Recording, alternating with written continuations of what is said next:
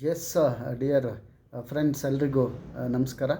ನಾನು ನಿಮ್ಮ ಕನ್ನೇಶ್, ಉತ್ತರ ಕನ್ನಡ ಜಿಲ್ಲೆ ಸೇರಿದಂತೆ ಕರ್ನಾಟಕದ ಬಹುತೇಕ ವಿದ್ಯಮಾನಗಳ ಬಗ್ಗೆ ಆಗಾಗ ಮಾತಾಡ್ತಾ ಇದ್ದೀನಿ.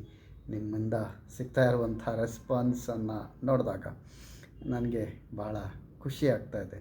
ಸ್ನೇಹಿತರೆ, ನಾವು ಮುದ್ರಣ ಮಾಧ್ಯಮದಲ್ಲಿದ್ದಾಗ ನಮಗೊಂದು ದಿವಸಕ್ಕೆ 2,000-5,000 ಜನರನ್ನು ತಲುಪೋದು ಕಷ್ಟ ಆಗ್ತಾಯಿದೆ. ಇವತ್ತು ನಮ್ಮ ಪೇಜಸ್ಗಳು, ನಮ್ಮ ಯೂಟ್ಯೂಬು, ಆಮೇಲೆ ನಮ್ಮ ನ್ಯೂಸ್ ಪೋರ್ಟಲ್ ಇವುಗಳನ್ನೆಲ್ಲ ನೋಡ್ತಾ ಇದ್ದರೆ ಒಂಥರ ಖುಷಿಯಾಗುತ್ತೆ. ಕನಿಷ್ಠ ಒಂದು ದಿವಸಕ್ಕೆ 2 ಲಕ್ಷದಿಂದ 3 ಲಕ್ಷ ಜನರವರೆಗೆ ನಾವು ಬೇರೆ ಬೇರೆ ನಮ್ಮ ಪ್ಲ್ಯಾಟ್ಫಾರ್ಮ್ಗಳ ಮೂಲಕ ತಲುಪ್ತಾ ಇದ್ದೇವೆ.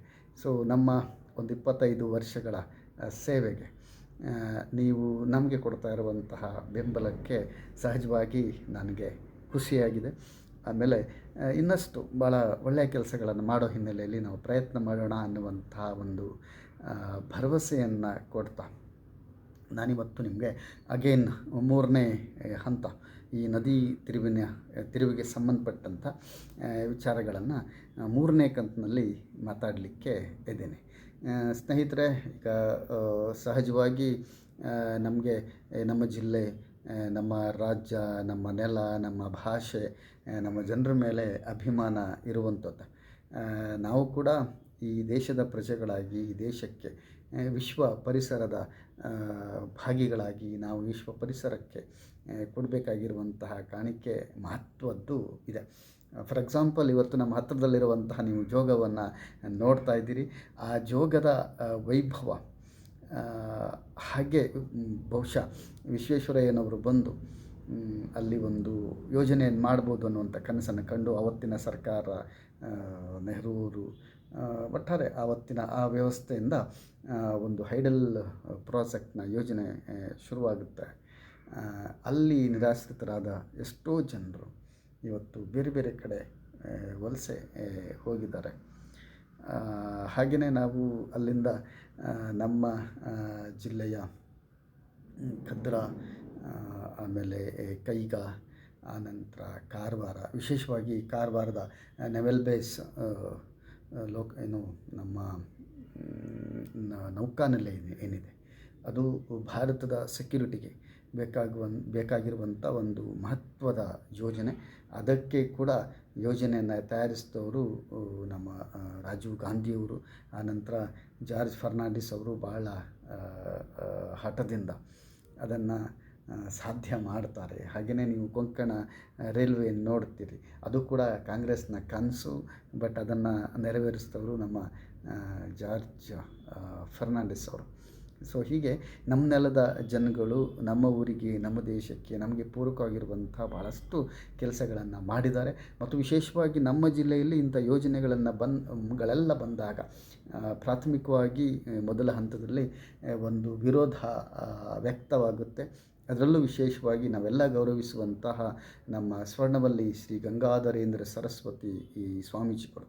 ನಾವು ಇವತ್ತಿನ ಈ ಸ್ವಾಮೀಜಿಗಳ ಸಾಲಿನಲ್ಲಿ ಗಂಗಾಧರೇಂದ್ರ ಸರಸ್ವತಿಯವರನ್ನು ನೋಡಿದಾಗ ಒಂಥರ ಖುಷಿಯಾಗುತ್ತೆ. ಯಾಕಂತಂದರೆ ಅವರ ಇದೆಲ್ಲ ಭಗವದ್ಗೀತೆ, ಅದು ಇದು ವೈದಿಕ ಆಚರಣೆ ಅದನ್ನೆಲ್ಲ ಬಿಟ್ಬಿಡೋಣ, ಬಟ್ ಅದನ್ನು ಬಿಟ್ಟು ಅದನ್ನು ಮೀರಿ ಅವರು ಪರಿಸರಕ್ಕೆ ಏನು ಕೆಲಸವನ್ನು ಮಾಡ್ತಾ ಇದ್ದಾರಲ್ಲ, ಪ್ರತಿ ವರ್ಷ ವೃಕ್ಷಾರೋಪಣೆ ಮಾಡೋದಿರ್ಬೋದು ಅಥವಾ ಪರಿಸರ ಸಂಬಂಧಿ ಯೋಜನೆಗಳ ಬಗ್ಗೆ ಒಂದು ಅಧ್ಯಯನವನ್ನು ಮಾಡಿಕೊಂಡು ಭಾಳ ಪ್ರಾಜ್ಞತೆಯಿಂದ ಮಾತಾಡುವಂಥ ಒಂದು ಸಾಮರ್ಥ್ಯ ಅವರಿಗಿದೆ. ಅವರ ನೇತೃತ್ವದಲ್ಲಿ ಈ ಬೇಡ್ತಿ ಮತ್ತು ಅಘನಾಶಿನಿ ಸಂರಕ್ಷಣಾ ಸಮಿತಿ, ಕೊಳ್ಳ ಸಂರಕ್ಷಣಾ ಸಮಿತಿ ಅದೇನಿದೆ ಅದು ಕೈಗಾ ಯೋಜನೆಯ ಪ್ರಾರಂಭಿಕ ಹಂತದಿಂದ ಶುರುವಾಗಿ ಈ ಮಲೆನಾಡಿನ ಭಾಗದಲ್ಲಿ ಭಾಳಷ್ಟು ಕೆಲಸ ಮಾಡಿದೆ. ಬಹುಶಃ ನನಗಿರೋ ಮಾಹಿತಿ ಪ್ರಕಾರ ಅವರು ನೆವೆಲ್ ಬೇಸ್ ಸೀಬರ್ಡ್ ನೌಕಾನೆಲೆ ಅದರ ವಿಚಾರದಲ್ಲಿ ಏನು ಕೆಲಸವನ್ನು ಮಾಡಿಲ್ಲ ಅನ್ನೋದು ನನಗೆ ಇರುವಂಥ ಮಾಹಿತಿ. ಸೊ ನಾವು ಅಲ್ಲಿಂದ ಪ್ರಾರಂಭ ಮಾಡೋಣ. ನಿರಾಶ್ರಿತರ ಸಮಸ್ಯೆ ಹೇಗಿರುತ್ತಂದರೆ, ನೌಕಾನೆಲೆ 38 ಕಿಲೋಮೀಟರ್ಗಳ ಒಂದು ದೊಡ್ಡ ಬೃಹತ್ ಯೋಜನೆ. ಈಗ ಅದರ ಒಂದು ಅರ್ಧದಷ್ಟು ಆಗಿದೆ, ಇನ್ನಷ್ಟು ಆಗಲಿಕ್ಕಿದೆ. ಅದರಲ್ಲಿ ಈಗಾಗಲೇ ಭಾಳಷ್ಟು ಕುಟುಂಬಗಳು ನಿರಾಶ್ರಿತವೆ ಆಗಿದ್ದಾವೆ. ಮತ್ತು ಅಲ್ಲಿ ಒಂದು ದೊಡ್ಡ ಮಾನವೀಯ ಸಂಕಷ್ಟ, ಮಾನವೀಯ ತೊಂದರೆ ಇರುವಂಥದ್ದು ಏನಂತಂದರೆ, ಅಫ್ಕೋರ್ಸ್ ಈಗ ಯಾರಿಗೆ ಲ್ಯಾಂಡ್ ಇರುತ್ತೆ, ಯಾರು ಮಾಲಕಿ ಜಮೀನಿನ ಮಾಲೀಕರಾಗಿರ್ತಾರೆ, ನಿಮ್ಗೆ ಅವರಿಗೆ ಪರಿಹಾರ ಸಿಗುತ್ತೆ 3 times more, 3 ಪಟ್ಟು ಪರಿಹಾರ ಸಿಗುತ್ತೆ. ಆಮೇಲೆ ಒಂದು ತೆಂಗಿನ ಮರ, ಒಂದು ಅಡಿಕೆ ಮರ, ಹೀಗೆ ಜೀವಿಗಳೆಲ್ಲವುಗಳಿಗೂ ಸೇರಿಸಿ ಪರಿಹಾರವನ್ನು ಕೊಡ್ತಾರೆ. ಅದೇನು ದೊಡ್ಡ ಮಹತ್ವದ ಪರಿಹಾರ ಏನಲ್ಲ, ಬಟ್ ನಮ್ಗೆ ಗೊತ್ತಿರೋ ಹಾಗೆ ಸೀಬರ್ಡ್ ನೌಕಾನೆಲೆಯಲ್ಲಿ ಏನು ಪರಿಹಾರ ಸಿಕ್ತು ಅದು ಬಹಳ ದೊಡ್ಡ ಪ್ರಮಾಣದ ಪರಿಹಾರದ ಮೊತ್ತ ಅಂತ ಹೇಳಿಕೊಂಡು ಈವರೆಗೆ ನಾವು ಮಾತನಾಡ್ತಾ ಇದ್ದೀವಿ. ಆದರೆ ನಮಗೆ ಇದ್ರ ಜೊತೆಗೆ ಇನ್ನೊಂದು ಸೈಡು ಗೊತ್ತೇ ಆಗೋದಿಲ್ಲ ಸ್ನೇಹಿತರೆ. ಈಗೆಲ್ಲ ನಾವು ನಮ್ಮ ಉತ್ತರ ಕನ್ನಡ ಜಿಲ್ಲೆಯಲ್ಲಿ ಭಾಳಷ್ಟು ಜನ ಅರಣ್ಯ ಅತಿಕ್ರಮಣದಾರರು, ಮಾಲ್ಕಿ ಜಮೀನು ಇಲ್ಲದೇ ಇರುವಂಥ ಪ್ರದೇಶದಲ್ಲಿ ಭೂಮಿಯನ್ನು ಮಾಡಿಕೊಂಡು, ಮನೆಯನ್ನು ಮಾಡಿಕೊಂಡು, ಸಂಸಾರವನ್ನು ನಡೆಸ್ತಾ ನಮ್ಮ ಬದುಕನ್ನು ಸಾಗಿಸ್ತಾ ಇರುವಂಥವರ ಒಂದು ದೊಡ್ಡ ಸಂಖ್ಯೆ ಇದೆ. ಈಗ ಸೀಬರ್ಡ್ ನೌಕಾನೆಲೆ ಯೋಜನೆಯಲ್ಲಿ ತಗೊಂಡಾಗ ಮಾಲ್ಕಿದ್ದವರಿಗಂತೂ ಪರಿಹಾರ ಸಿಕ್ತು. ಆಮೇಲೆ ಅದು ಪರಿಹಾರ ಕಡಿಮೆ ಆಯ್ತಂತೂ ಕೆಲವೊಬ್ಬರು ಕೋರ್ಟಿಗೆ ಹೋಗಿ ಮತ್ತಷ್ಟು ಪರಿಹಾರಗಳನ್ನೆಲ್ಲ ಪಡೆದ್ರು, ಅದೆಲ್ಲ ಓಕೆ. ಬಟ್ ಅದ್ರ ಮಧ್ಯದಲ್ಲಿ ಭಾಳಷ್ಟು ಕುಟುಂಬಗಳು ಯಾರೆಲ್ಲ ಈ ಅರಣ್ಯ ಅತಿಕ್ರಮಣ ಜಮೀನಿನಲ್ಲಿ ವಾಸಿಸ್ತಾ ಇದ್ರಲ್ಲ, ಅವ್ರಿಗೆ ಪರಿಹಾರ ಸಿಕ್ಕಿಲ್ಲ. ಅವರಿಗೆ ಮಾನವೀಯತೆ ಆಧಾರದ ಮೇಲೆ ಒಂದು ಕುಟುಂಬಕ್ಕೊಂದು ನೌಕರಿಯನ್ನು ಕೊಡಬೇಕು ಅಂತ ಮಾಡಿದರು. ಬಟ್ ಅಲ್ಲಿ ಸ್ಕಿಲ್ಸು, ಕಾಂಪಿಟೇಷನ್ ಅದು ಇದು ಆಗಿ ಕಡೆಗೆ ಒಂದು ಡಿ ದರ್ಜೆಯ ನೌಕರಿಯನ್ನು ಪಡ್ಕೊಳ್ಬೇಕಾದ್ರೆ ಅವರು ಪಟ್ಟಿರುವಂಥ ಸಾಹಸ, ತೊಂದರೆ ಅದನ್ನೆಲ್ಲ ಯೋಚನೆ ಮಾಡಿದಾಗ ಭಾರತೀಯ ಪ್ರಜೆಗಳಾಗಿ ನಮಗೆಲ್ಲರಿಗೂ ನಾಚಿಕೆ ಆಗಬೇಕು. ಅಂತಹ ಪರಿಸ್ಥಿತಿಯನ್ನೆಲ್ಲ ನಾವು ನೋಡಿದ್ದೀವಿ. ಇದ್ರ ಮಧ್ಯದಲ್ಲಿ ಈ ಜಮೀನು ಇಲ್ಲದೇ ಇರುವಂಥ ಅರಣ್ಯ ಅತಿಕ್ರಮಣನೋ ಅಥವಾ ರೆವಿನ್ಯೂ ಅತಿಕ್ರಮಣದಲ್ಲೋ ಬದುಕ್ತಾ ಇದ್ದಂಥ ಜನಗಳು, ಕುಟುಂಬಗಳು ಏನಿದ್ರು ಅವರುಗಳನ್ನೆಲ್ಲವನ್ನು ಕಾರವಾರದ ಉರಿ ಬಿಸಿಲಿನಲ್ಲಿ ತಗಡಿನ ಶೆಡ್ಗಳಲ್ಲಿ ವಾಸಿಸಲಿಕ್ಕೆ ಅವಕಾಶ ಮಾಡಿಕೊಟ್ಟಿದ್ರು. ಸ್ನೇಹಿತರೆ ನೋಡಿ, ಒಂದು ಯೋಜನೆ ದೇಶಕ್ಕೆ ಎಷ್ಟು ಪೂರಕ ಆಗುತ್ತೆ, ಆಮೇಲೆ ಈ ನೆಲದ ಬಡವರು, ಭಾಳ ಶ್ರಮಿಕ ವರ್ಗದವರು, ಅಸಹಾಯಕರು ಇವರನ್ನೆಲ್ಲ ಹೇಗೆ ಆಪೋಷಣ ತಗೊಳುತ್ತೆ ಅನ್ನೋದನ್ನು ನಾವು ಸೀಬರ್ಡ್ ನೌಕಾನೆಲೆ ಯೋಜನೆಯಲ್ಲಿ ನೋಡಿದ್ದೀವಿ. ಆನಂತರ ಒಂದು ಸಾಂಸ್ಕೃತಿಕ ಪಲ್ಲಟ ಆಗುತ್ತೆ ಇವುಗಳಲ್ಲಿ. ಈಗ ಜನರಿಗೆ ಒಂದೇ ಸಾರಿ ದುಡ್ಡು ಸಿಕ್ಬಿಡ್ತು, ಖರ್ಚು ಮಾಡಿಬಿಟ್ರು, 1-2 ವರ್ಷಗಳ ನಂತರ ಏನು? ಸೊ ಇಂಥ ಒಂದು ಸಾಮಾಜಿಕ ಅವ್ಯವಸ್ಥೆಯನ್ನು, ಸಾಮಾಜಿಕ ಪಿಡುಗನ್ನು ಯಾವ್ಯಾವ ಪ್ರದೇಶದಲ್ಲಿ ಯೋಜನೆಗಳಾಗಿದೆ, ಅಲ್ಲಿಂದ ನಿರಾಶ್ರಿತರಾಗಿದ್ದಾರೆ, ಆ ಜನರನ್ನು ಒಕ್ಕಲೆಬ್ಬಿಸಲಾಗಿದೆ, ಅವರುಗಳ ಪರಿಸ್ಥಿತಿ, ಅವರುಗಳ ಕುಟುಂಬ, ಅವರುಗಳ ಭವಿಷ್ಯ, ಅವರ ಈಗಿನ ಸ್ಥಿತಿ, ಇವುಗಳನ್ನೆಲ್ಲ ನೋಡಿದರೆ ಯಾರೊಬ್ಬನಿಗೂ ಯಾವ ಯೋಜನೆಯೂ ಬೇಡ ಅಂತ ಅನ್ನಿಸುವಂಥ ಸ್ಥಿತಿ ಇದೆ. ಸ್ನೇಹಿತರೆ, ಇವುಗಳ ಮಧ್ಯದಲ್ಲಿ ನಮಗೆ ನಮ್ಮ ಮಲೆನಾಡಿನಲ್ಲಿ ಈಗೇನು ನದಿ ತಿರುವು ಯೋಜನೆ ನಡೀತಾ ಇದೆ, ಆ ಯೋಜನೆಗೆ ಕಟ್ತಾ ಇರುವಂತಹ ಡ್ಯಾಮ್ಗಳು ಸಣ್ಣದೇ ಇರ್ಬೋದು.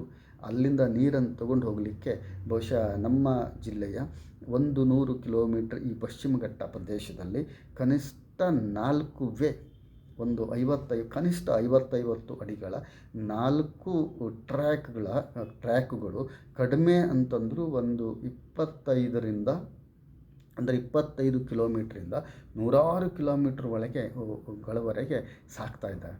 ಸೊ ಆ ಪ್ರದೇಶದಲ್ಲಿ ಎಲ್ಲಿ ಪೈಪನ್ನು ಇಡಲಾಗ್ತದೆ, ಎಲ್ಲಿ ಒಂದು ಟ್ರ್ಯಾಕನ್ನು ಮಾಡಿ ಅಲ್ಲಿಂದ ನೀರನ್ನು ತೊಗೊಂಡು ಹೋಗ್ತಾ ಇರುವಂಥ ಒಂದು ವ್ಯವಸ್ಥೆಯನ್ನು ಮಾಡ್ತಾರಲ್ಲ, ಅಲ್ಲಿ ಇರ್ತಾ ಇರುವಂಥ ಜನಗಳು, ಮನೆಗಳು, ಜಮೀನು, ಅವುಗಳನ್ನೆಲ್ಲವನ್ನು ಬಿಟ್ಕೊಳ್ಬೇಕಾಗ್ತದೆ.